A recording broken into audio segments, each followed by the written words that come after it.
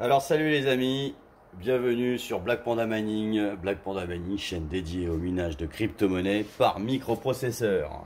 Alors c'est la DRDR, dernière vidéo de l'année, 31 décembre 2023. On va donc attaquer pour cette dernière petite vidéo la suite et fin de ce petit épisode concernant donc passage au grill.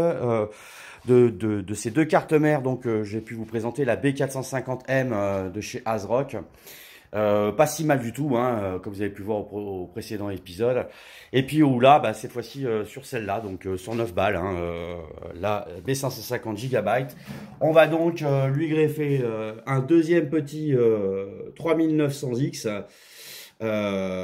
Pour voir toujours comment ça se passe au niveau de ce chipset là. Bon, les overclocks, on va pas trop s'enflammer, ça restera à peu près les mêmes sur la plupart des algorithmes. Je vais vous montrer, on va rentrer dans le BIOS de la bête.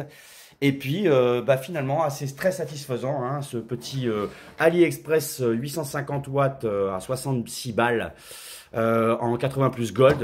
Voilà, bon, mais enfin surdimensionné malgré tout. Surtout que l'autre à 550 watts que je vais recevoir, je l'aurais payé 38 € et où là, franchement, ça faudra beaucoup plus le coup. Puis 550 watts, encore une fois, normalement, avec cette bête-là, on devrait arriver à tirer grand maximum du maximum 130 watts. L'idéal que je cherche à capter, c'est surtout du 100 watts, 110 watts, voilà. Parce que quand on en a 20, des processeurs, là, 10 watts, ça peut quand même faire la différence de vouloir essayer de les récupérer. Voilà les gars. Donc écoutez, restez bien en ligne. Encore une fois, je vous remercie pour votre fidélité. J'ai retrouvé mon chien et je vous dis à tout de suite sur Black Panda Mining TV.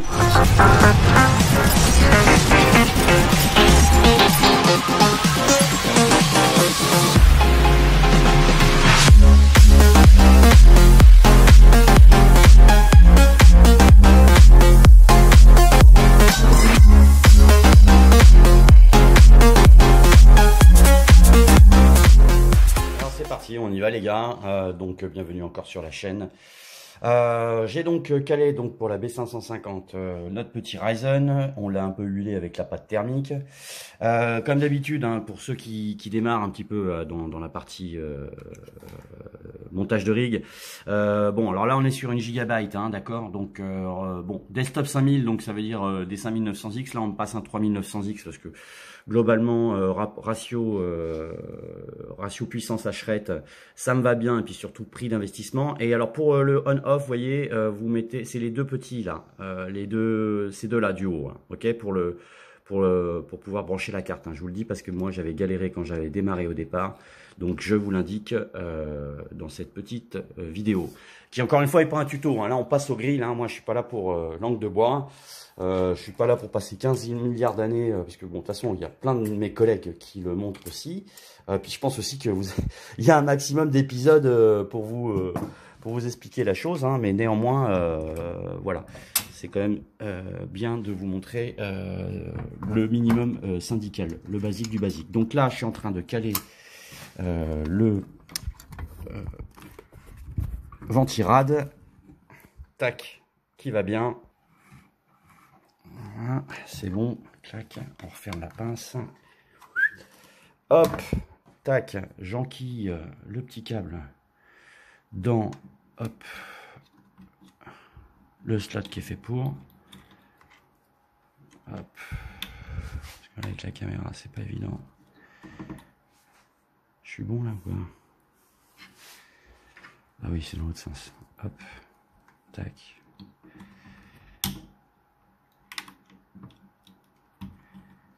Voilà, c'est bon.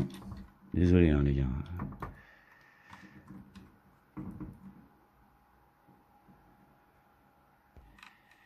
Voilà, impeccable. Bon, voilà, c'est mis. Ensuite, comme d'habitude, je vous conseille au démarrage de nous mettre la petite carte qui va bien. Hop, la 4G, clac. Qu'on positionne comme ça. Le petit... alors moi je fais comme ça, les gars. Généralement, je pose sur la boîte. Hop. D'ailleurs, ça fera l'objet d'un prochain épisode, je voulais vous le dire aussi. Je suis en train d'étudier une solution rig multicarte, en fait, J'ai un follower qui s'appelle Gunther, super sympa, qui me passe plein d'infos. Et où là, franchement, je vais monter un cadre avec 4-5 cartes alignées. Et je pense que ça pourrait le faire. Donc on verra, parce qu'effectivement, en termes de gain de place, je pense que ça peut avoir du sens de mettre comment on appelle ça, un rig spécialement fait, comme à l'époque des rigs GPU. J'ai commandé d'ailleurs les profilés alu là, donc on va voir ce que ça donne avec un serveur d'alimentation 1200 watts et les picots qui vont bien. On verra ce que ça fait, si c'est pas trop une usine à gaz. Voilà, clac, j'envoie directement la nouvelle alim dessus. Tac. Je l'ai calé sur le wattmètre, hein, donc on verra directement ce que ça va donner. Et puis je branche tout. Donc ce que je vais faire là les gars, c'est que je démarre tout. On se retrouve avec le petit écran derrière. Je vous montre le BIOS et on attaque le vif du sujet. À tout de suite. C'est parti les gars. Je me suis dit, pour les grands aveugles que vous êtes, au final on va démarrer sur le 16/9 comme dans le dernier épisode. Et puis on va donc rentrer dans le BIOS pour pouvoir modifier ces petits overclocks. Voilà, puisque comme j'ai tendance à le dire, c'est vrai que quand on a un ou deux ou trois processeurs, on n'est pas à 5 watts près, voire 10, mais quand on commence à avoir 10 à 15, voire 20 processeurs, ce qui est mon cas, hein, parce que avec le 3990, on peut dire que j'en ai presque même 23, bah ça ferait 230 watts d'économiser hein, à chaque fois, donc il faut vraiment que je vérifie bien les OC. Donc, nous voilà donc dans le BIOS de la B550 Gaming Plus. Hein. Donc j'ai calé la petite carte qui va bien, hein, pour rappel. Là, je suis en train de flasher le programme avec Balena Xshare, donc flasher sur la petite carte que je vous avais conseillée. La petite clé USB, 32 Go, hop, voilà, donc 3.2 hein, que j'invite, que je vous invite fortement en écriture à prendre. Bon, bien évidemment, il y a toujours les adeptes des SSD, et ça, c'est pas un problème. On est en train donc de flasher la clé là, donc ça devrait pas tarder. Vous voyez, quand c'est sur un 3.2, la vitesse d'écriture elle est beaucoup plus rapide. Hein. Donc pendant que notre petit programme iVoS est en train de se télécharger, on va donc attaquer le BIOS. Alors, à quoi ça ressemble tout ça? Voyons ça. Bon, bah ça m'a pas l'air si mal. Hein. De toute façon, on est sur un chipset B550. Hein. Donc là, on va commencer. Déjà, on va le passer en français. Voilà. Tac. Bienvenue. Hop. Tac.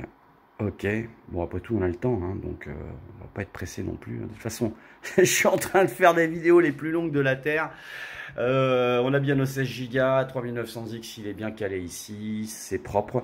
Donc, souvent, ce que je conseille, c'est aussi surtout de remettre l'heure et la date propre au niveau de la carte. Hein. Donc, là, voyons ça. Tac, tac, tac, settings, puissance plateforme. Où est-ce que c'est? Système info. Voilà, c'est là. Donc, dans système info, vous remettez bien la date. Donc, on est bien le 31 décembre 2023. Bah oui, bah écoute, c'est propre. Hein. Par contre, il n'est pas 12h12, il est 13h. Voilà, on est vraiment en live, hein, les gars. Hein. Donc, je suis étonné d'ailleurs que le BIOS soit déjà à la bonne date. Bon, faut dire qu'il y avait la pile, donc je pense que c'est pas mal. Alors ça c'est fait, donc maintenant on rentre dans le vif du sujet, on passe clairement donc sur les overclocks. Donc même combat, alors sur la B450, passer le corps à 37, ça sature, ça plante. Hein. Je vous le dis clairement, que ce soit en 3600 MHz de mémoire ou en 3200 MHz de mémoire avec une barrette de 16 Go, 37, ça passe pas le parcours. Donc clairement, là on va le mettre en... Alors déjà là, on va le mettre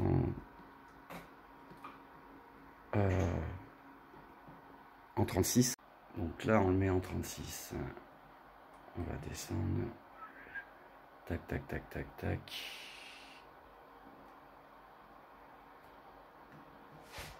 Hop, 36. Ensuite, au core voltage, on va le descendre à 1.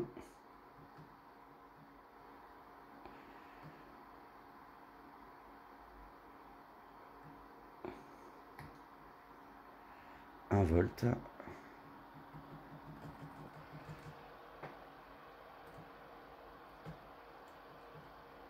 Voilà, donc il me propose 0,998, donc c'est ce qu'on va prendre, un petit peu moins, 1 volt. On va faire OK. Et on fera un test après en 37 hein, pour voir si ça bouge ou pas. Ensuite, sur la puissance plateforme, donc là, globalement, retour, tac, tac, tac, chargement d'alim, oula, ça a sauté. Donc puissance plateforme, hop. Je sais pas si vous voyez bien. Hein. Là, on va passer retour CA, toujours allumé. Ça, c'est au cas où, comme d'habitude, hein, si vous avez une coupure d'électricité, ça puisse se rallumer directement sans être obligé de passer par le petit bouton.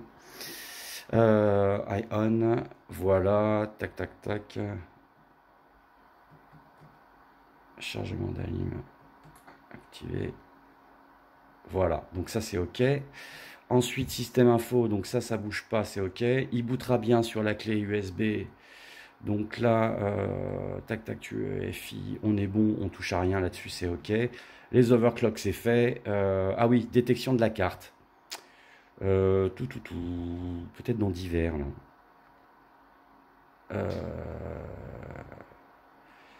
Alors, LED, ça on s'en fout.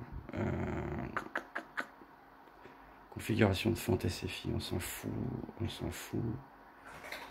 Où est-ce qu'elle est, la détection de la carte? État de santé du PC, non, ça va pas être ça. Non, non, ça on s'en fiche. C'est pas là.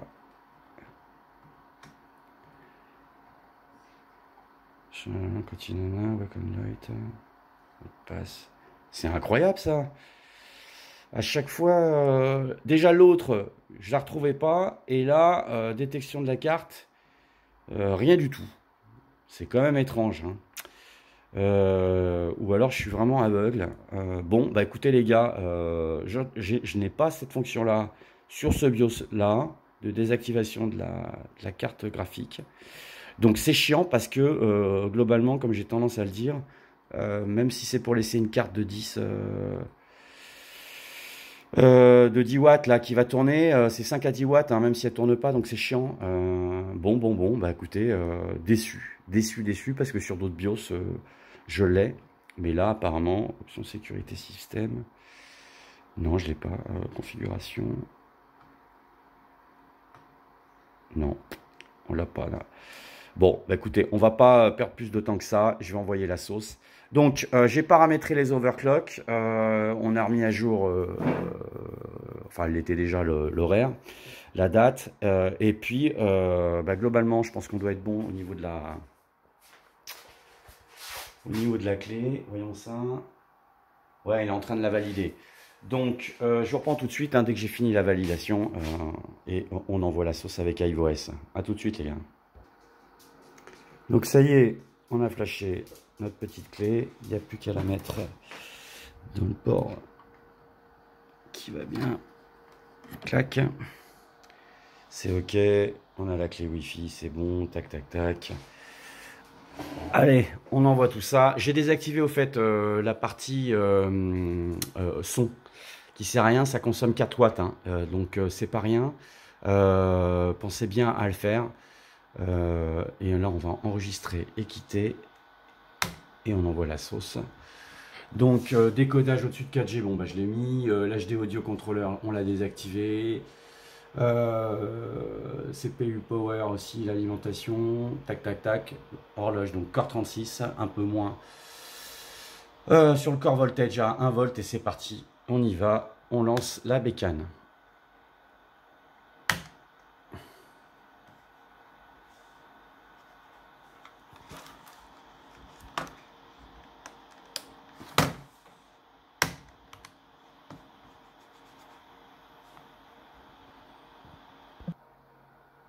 Allez, let's go pour iOS. Donc là, comme c'est une première install, il va falloir que j'envoie le Wi-Fi pour accrocher. Donc il va falloir que je tape la commande Wi-Fi au démarrage pour qu'il puisse m'indiquer simplement le réseau présent. Et puis dès qu'il m'a identifié le Wi-Fi, je n'ai plus qu'à taper mon mot de passe. Et là, on va envoyer un self-upgrade, espace force pour pouvoir upgrader la version, puisque je l'ai flashé en 222 et la dernière version d'iOS est du 224. Donc une fois que ce sera mis en place, on va pouvoir avoir la dernière version qui va bien. Donc là, ce que je veux déjà voir, c'est si ma clé Wi-Fi accroche au moins le réseau. Comme ça, bah, on est en direct live. Bon, je dirais que... Alors, à première vue, déjà, sur cette B550, 110 balles en neuf. Par rapport au BIOS, les MSI sont quand même meilleurs. Bon, je dirais que pour le prix, ça peut le faire. On va pas trop discutailler, quoi. D'accord, c'est pas non plus le drame par rapport à ça. Faut vraiment que je me rachète un clavier, j'en ai vraiment ras-le-bol dessus là. Et on va taper donc là. Donc bon, je vous dirais ok, pourquoi pas. Maintenant, elle est pas fou, hein, elle est pas folle, hein. Elle est pas folle, mais ça reste un chipset B550. L'essentiel, c'est quand même d'avoir une bonne stabilité, une fluidité. Donc là, c'est bon, ma clé elle marche, hein, donc je vais taper le mot de passe qui va bien. Je vous reprends tout de suite. Donc c'est parti, j'ai tapé la commande self-upgrade hein, pour pouvoir mettre à jour. Au démarrage, c'est pas mal, hein, si vous n'avez pas la dernière version d'iOS, hein, pour qu'il puisse télécharger tout ça. Et puis pouvoir donc upgrader votre programme flashé sur la clé USB. Donc là, il est en train de mettre un petit moment. Et puis on va tout de suite voir ce que ça donne sur Dero, donc avec le nouveau mineur. Core CPU 36, core voltage à un petit peu moins d'1 volt, combien on a de hash rate et puis surtout à la prise, combien on a. C'est bon, le self-upgrade est fait. Allez, on y va, on tape un petit mode téléwatch pour rentrer dans la bête et voir ce que ça donne. Je l'entends déjà miner. Et c'est parti, donc 27K, pas de surprise hein, sur un 3900X sur la B550, hein, donc B450 ou B550, le hash rate est le même. Et à la prise, on est à 125 watts, les gars. Donc 124, 125. Donc sur le dernier épisode, sur la B450, j'étais à 118, 120 watts. Là, on est à 125, donc voire 126. Pourtant, avec les mêmes overclock, hein. J'ai oublié de vous préciser qu'on était sur une 16 Go 3600 MHz en latence 16, CL16, hein. Donc clairement c'est la même chose qu'une B450. Alors la B550 a l'air de consommer quand même légèrement plus de watts que la B450 avec le même nombre de gigas. Voilà les copains, donc bon concrètement ça donne ça.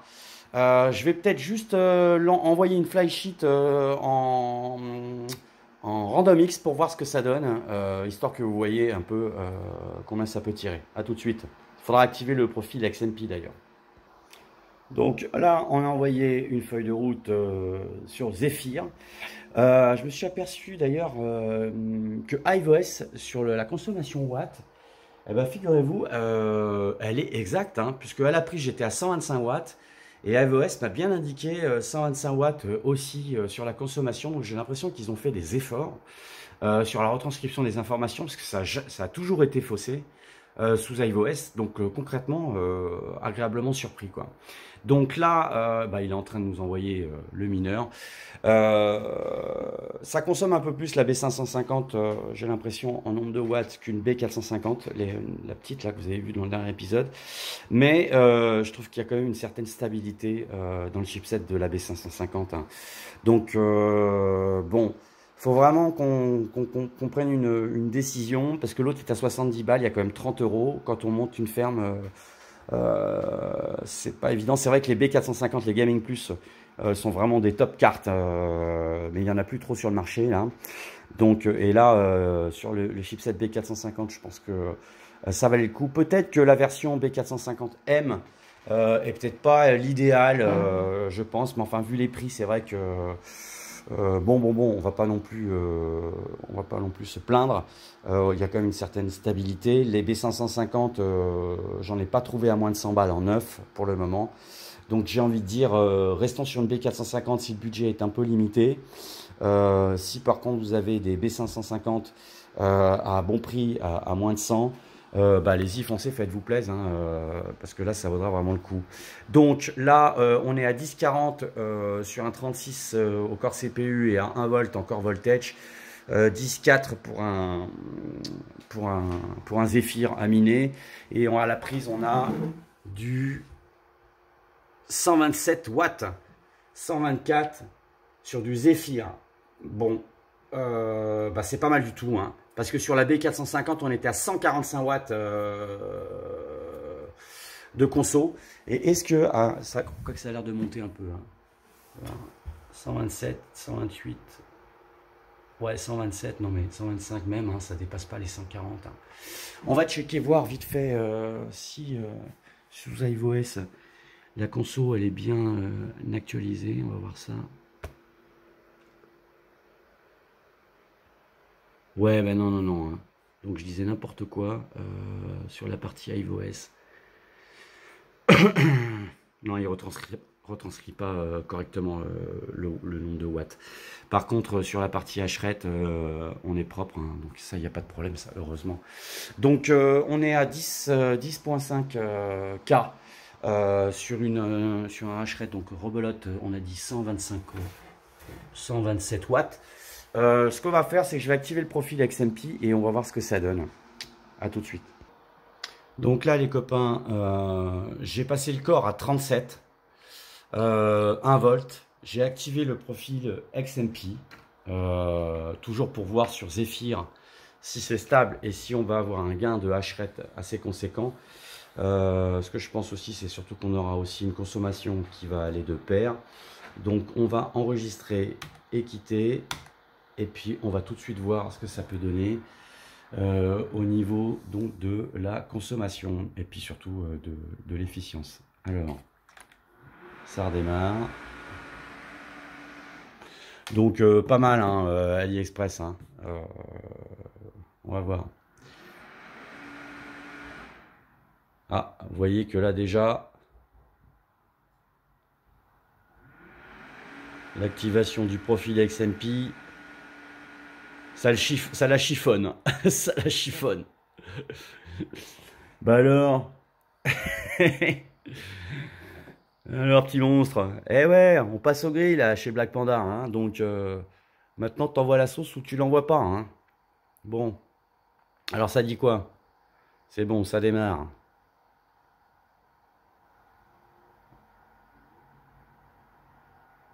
Boum.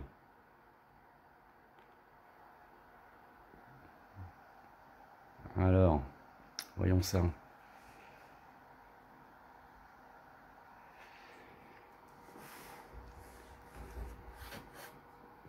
Qu'est-ce que ça dit?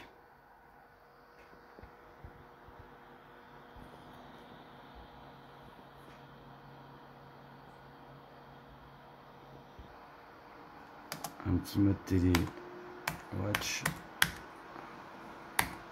Et c'est parti. Alors, Zephyr, corps CPU en 37 avec une RAM en 16 Go de RAM 3600 MHz. Core voltage à 1.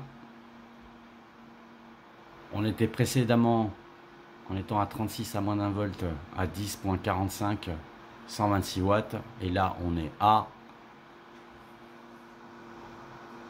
un petit 3900X.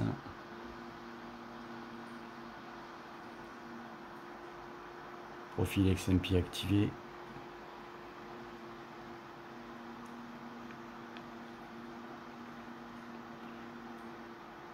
Déjà Core 37 sur la B450, je serais même pas passé.